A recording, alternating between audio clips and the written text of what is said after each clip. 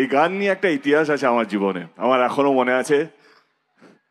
2011-তে শহীদ দিবসে আমি তখন একদমই নতুন, এখনই নতুন, তখন ভুল করে পাগলু গানটা গেয়েছিলাম।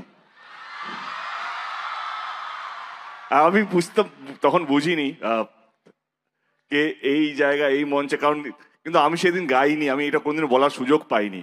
আমি আজকে এই সুযোগটা পেয়েছি কারণ মঞ্চের সামনে যে হাজার হাজার লক্ষ লক্ষ মানুষ ছিলেন, তারাই পাগলু গানটা ধরেছিলেন, তারাই বলেছেন গানটা গাইতে। তো আজকে আবার সেই দিনটা, কিন্তু আমি গান গাইতে পারবো না, কারণ সবাই যেভাবে জমিয়ে রেখেছে।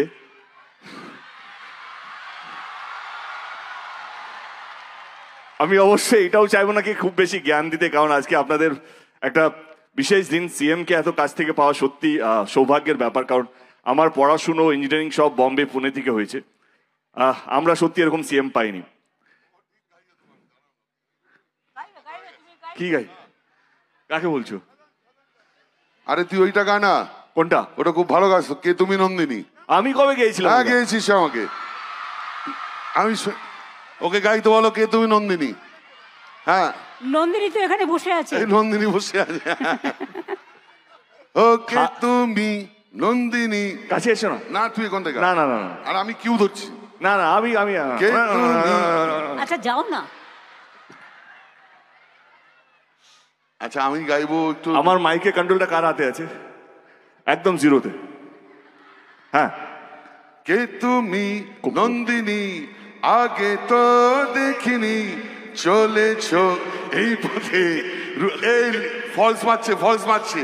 কে তুমি নন্দিনী, আগে তো দেখিনি, চলেছ এই পথে, রূপে যে। আচ্ছা ঠিক আছে, ওকে গাইতে হবে না, ও গাইতে গাইতে একটু হেঁটে যাক, ওটাই কিন্তু একটা বিরাট কোরিওগ্রাফি হবে।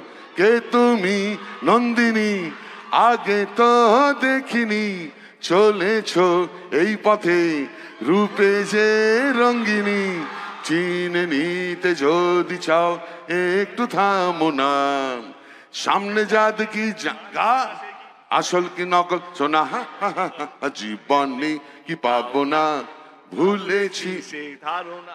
গাও। জীবনে কি পাবো না, ভুলেছি সে ভাবনা। Thank you Nila, thank you so much.